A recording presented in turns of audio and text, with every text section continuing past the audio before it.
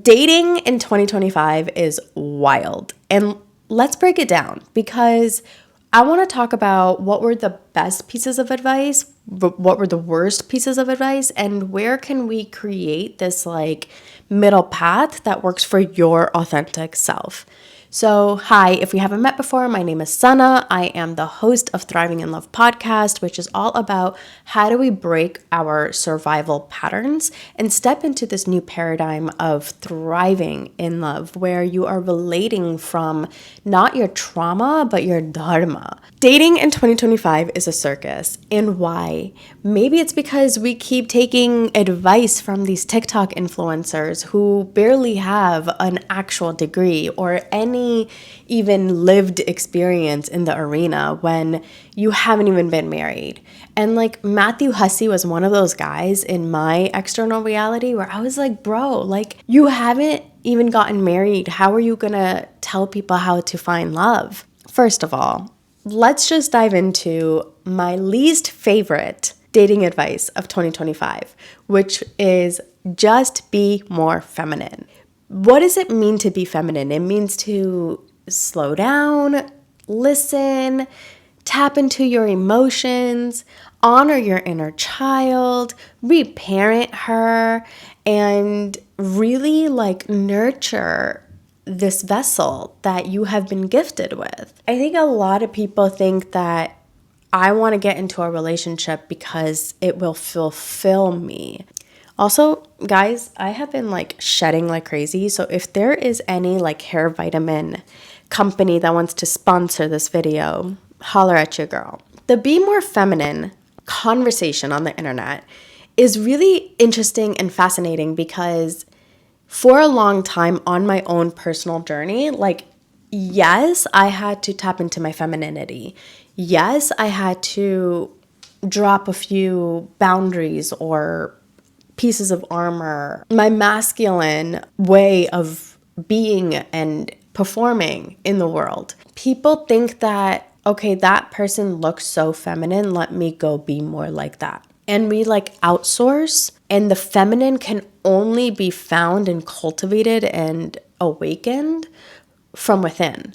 And I know people are so sick and tired of hearing inner child work. Go deeper, feel your feelings, express your emotions.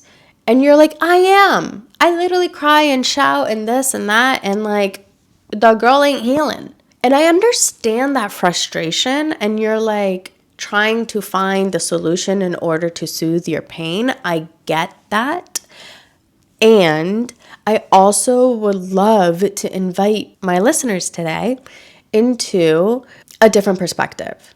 And that perspective is, how can we see our inner child not as a problem to fix or a problem to solve or a curse to heal? The word curse implies that somebody has cursed you. Somebody has put some negative energy towards you. And if you operate from that belief system and that narrative, you're always going to feel like a victim. Somebody is out to get me. And I have this beautiful client that I've been working with for a year on her anxiety, on her fears of nazar. What are people going to say? What are people going to think? How can I be myself? My in-laws may not like me. My husband may not like this version of me. My kids may think I'm too much or like I'm misbehaving. And like, the reality is that the people that love you are not going to leave you. And if they do, they were not in alignment with who you are becoming. So being in your feminine is not an aesthetic. It is an energetic frequency. And if you're somebody that can like really grasp that and then integrate that feminine and become her, and while simultaneously not abandoning your masculine in order to have her or become her, that is how you're able to rise into this structured feminine where you're like, ooh, there's power there. Ooh, there's a life force that like feels really good and energetic. Number 2, men are supposed to chase you forever. Okay, this one's really funny because, to be honest, I think I do kind of want my man to chase me forever. There's this Ashley Simpson song. Shout out to Ashley Simpson. I went to her concert in Vegas in August, and it was so good. The thing with this one is funny because I do believe that my husband is like the most romantic guy in the world. He's so sweet. He's very kind. He's very generous. He's very thoughtful. He's always thinking about me. We don't have kids. We have the luxury of having a lot of freedom and independence and autonomy in our life because we created it to be this way. We took a lot of chances in our life to get to this place. And now that we're here, like, I remember there was a time in my marriage where I used to be like, I don't think my husband loves me. I don't think he even knows me. I don't think he understands who I am. That was about like 6 years into our marriage. It was amazing in the beginning, right? Like, I help people date now, and I'm like, make sure it's this like overarching, like undeniable feeling. And that like comes down. So if you've gone through the spiritual experience, you may have remembered a time when you felt like you've reached nirvana. And then once your nervous system is like ready to like anchor into that new reality, you're going to have a period of like, ooh, this feels a little boring. Oh, I'm used to chaos. Ooh, like, are we not passionate, right? Like, when all you have known and all you have been used to is chaos, then peace starts to feel a little destabilizing for your nervous system. You may intellectually know and understand that like a relationship is give and take. I know that men are not supposed to chase me forever. I know that like healthy relationships require collaboration and not the cat and mouse chase. So like maybe you've gone through a couple relationships and now you're like maturing into knowing what it takes to be in a relationship. This is the thing with the loud dating advice on social media. It resonates with an audience that like hasn't really matured. And that's why like I love my podcast. I have my Substack. I have my membership community union where I dive so much deeper into all of this work. So if that's of interest to you, check it out below. So men are supposed to chase you forever is more of like this energy that I think that women come into relationships with, where it's mentally, you know, that like, okay, this is a give and take and relationships are a two-way street and it takes two to tango, all these sayings. And then the part of you that has like inner child wound of, my parents didn't love me enough. I wasn't chosen. I have these like insecurities. So if you are coming into a relationship without the awareness of these insecurities, then you're going to come into it with this energy that men need to fix all my problems. Men are supposed to chase me forever. Men are the ones that are supposed to lead and the feminine is supposed to follow. Men are the reason that women have all these issues in society. They should be the ones to fix our problems. And I was in that place, guys, in 2023, 2.5 years ago, where I really wanted to punish my husband for the guy that raped me in college, for my dad who ignored me and never gave me what I wanted, for the emotional unavailability of every other person except myself. I realized when I lived in my own apartment in 2021 and we decided to have that moment of like independence in our relationship, I got to detach from making him the center of my world and making myself the center of my world. So this is why that period of isolation is imperative for a woman to go through, because it really helps you detach from this patriarchal way of connecting and relating and being in relationships, and makes you like get out of that princess mentality and into your queen energy. And like that's the goal, right? Like there's 4 archetypes in a woman's like body. It's the warrior, the one that is the cycle breaker, and then there is the magician, which is the dreamer, the one that knows she can create her reality. And then there is the lover who just is a hopeless romantic, gives everybody the benefit of the doubt, the empath, if you will. And then there's the queen who like kind of plays puppeteer between all of these and helps you decide which one should lead, which one should follow, which one is ready to take the stage. So men are supposed to chase you forever. So the queen isn't going to believe that as a reality, because then it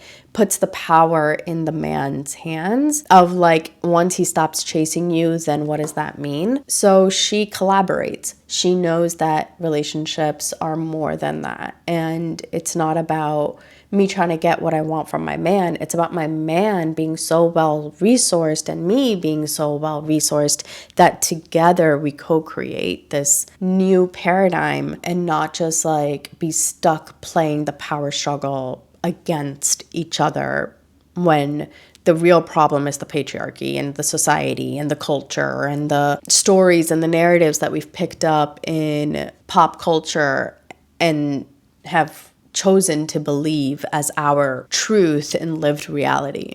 Number 3, date like you are the prize. I mean, this is advice that I think is a yes and. Date like you're the prize, yes, and so is he. I think relationships are really good for the ego when you are on each other's team.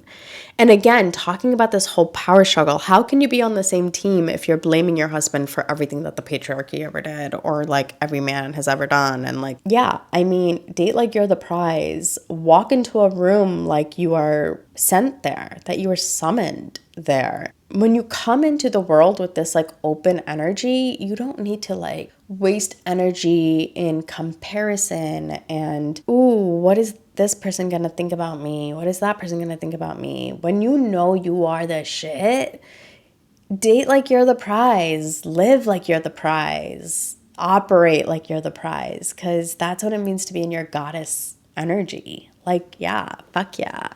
Date like you're the prize. I don't know if that's bad advice as long as you are also fully aware that he is also the prize. There's actually a client of mine that asked me, you know, I want him to see me as a queen. Is that so wrong? And I was like, no, that's not wrong, as long as you are also willing to see him as a king. Okay, never text first. I think a healthy, regulated woman texts when she wants and doesn't when she doesn't want to. Like, I don't think it's more complicated than that. So we're just going to go ahead on to the next one. If he wanted to, he would. Okay, this is a really big one. People are fucking obsessed with this one. If he wanted to, he would. People have shit going on. Not everybody has the capacity to like put you first. You know, I don't even know how healthy that is. Why do you want to be first in other people's lives and not just like first in your own life and let them be first in their life and like pour into each other when you have the ability and the capacity and the desire to pour? Like, it's not that complicated. Like, people have mental health issues. They have trauma that they've been holding on to for way too long. Like, let's just take responsibility and like stop expecting perfection from imperfect human beings, because human beings are just flawed. We're naturally flawed human beings. That's our gift. That's like our weakness. Turn it into our superpower type of shit. You know what I mean? So yeah, if he wanted to, he would. If you wanted to, you would ask. How many of us are asking? How many of us are just expecting our partners to read our minds and just know what we want and deliver it on a silver fucking platter? And like, I know you're like raising your standards. So it's funny because this is the next one. Just raise your standards. So they kind of go hand in hand here, because I was definitely raising my standards when my husband said, why don't you come over and we can Netflix and chill? And I was like, babe, it's Friday night. It's New York City. I am not fucking Netflix and chilling. We are going out and you're making a reservation. And this is like when we started to really shift that like power struggle dynamic versus like before I was always like, I guess this is how it is. I guess this is our relationship. I guess this is just the way it's gonna be. And I just refused to accept that as my reality and just chose to start shifting the dynamic and the relationship agreements. And that's like what in my membership community, I have 2 tracks. I have a singles track, which like helps you with all this dating stuff. But then I also have a couples track for couples who are ready to like evolve and grow and thrive and like expand the dynamics of their relationship container so that their souls can like be free and like not stuck in these like traditional norms and these old contracts and these cultural like expectations. So I'm all for raising your standards. And I also think the whole if he wanted to, he would comes from nervous system dysregulation because it comes from not trusting that he chose you because he's here. Nobody is holding a gun to his head. Nobody is forcing him to stay. And I think a lot of us women have been programmed to be like, oh, is he thinking about somebody else? Is he desiring somebody else? Is he thinking about me? Is he not thinking about me? Like we have all this like anxiety, relationship anxiety that like high achieving women feel it, brush it aside and keep moving forward. And then you stay stuck on autopilot for a really long time. So it's important to raise your standards. And it's also important to start trusting that the people that are in your life are in your life because they desire it and not because they feel forced. Masculine men don't like successful women. Oh boy. In this economy, I could just like hear my husband. My husband would be like, in this economy, guys, who doesn't want more money coming into the household? I don't understand this one because like my husband would be like, girl, get your bag and I'm getting my bag and let's make our bag bigger because who doesn't want to travel in luxury and abundance and like give back when you can without feeling like you have to like tally it. Givers need a lot of money. I love giving. I love giving to the homeless. I love giving to causes and investing in female entrepreneurs that are like crushing it. So having money is nice for everybody. That's how you get out of survival mode, truly. If you stuck around long enough, that means that you are ready for the best dating advice of 2025 that actually works. Regulate your nervous system. Talked about that one. Heal your relationship to receiving. Again, goes back to that feminine energy. You need it, but you also need to balance it. Date from identity, not insecurity. Ask yourself, what would the version of me who is thriving in love choose? And then choose that and do that and act from that. And like, that's how you shift your identity from a nervous system level. Learn relationship energetics, not polarity scripts, energetics. So if you are curious about that one, join Union, my membership. It's $25 for singles, $35 for couples. You don't need 2 accounts. You get 1 account. How your energy impacts connection, how to internally shift and create real harmony, and how to create from true authenticity and not performance.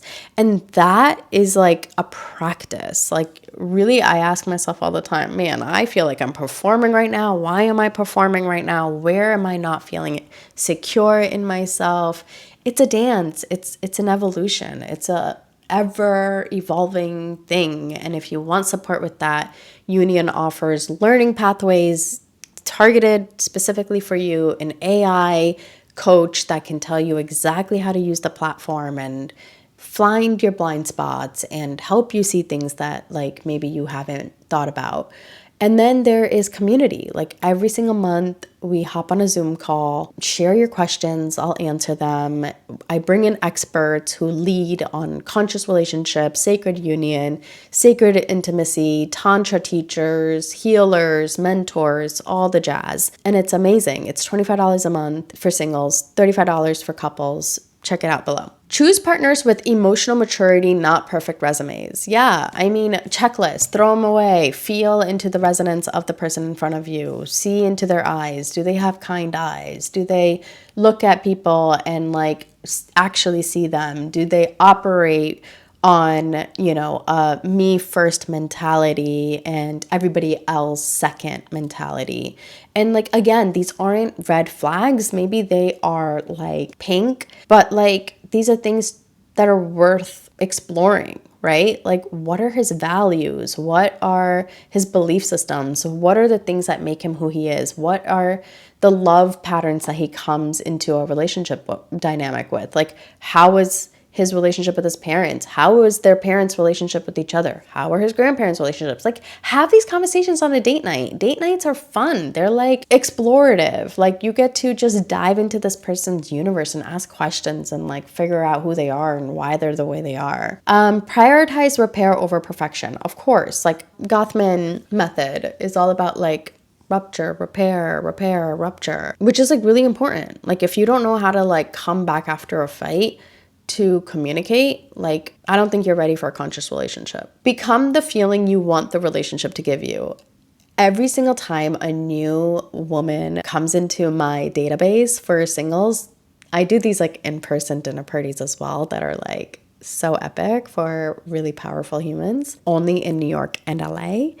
For now, I definitely plan on expanding to a global market soon. So if you're curious, fill out the form below and let me know where you live and maybe we can have a chat. If you want peace, be peaceful. If you want passion, live passionately. If you want safety, choose people that feel safe. We're shifting. This is about vibes. This is about energy. This is about resonance. This is about congruence. This is about, hey, like, I don't know why the universe brought us together, but I know there's something here. So let's just like plant a seed and see what happens. I love human connection. I think human connection really helps ground me. I'm a big fan of in-person communities. I've created 2 of them. I created Friendship Club in New York, Growth Club in LA. Both of them were incredibly healing for me. And I also am creating Union as a virtual component. And then I'm also going to have retreats for those members because I know that they're like doing the work and they're ready for deeper activations. So yeah, I mean, Union is amazing. Join it. If it's too much for you, subscribe to this podcast, leave a review, drop a comment on YouTube, or there's ways to support this movement, this initiative, this new paradigm of dating and love and intimacy from our authentic selves and not from all of the survival ways of dating. So yeah. If you're ready to attract fun, energetic, high vibe relationships, then join Union. All right, guys. Thank you so much for tuning in. I'll see you next time.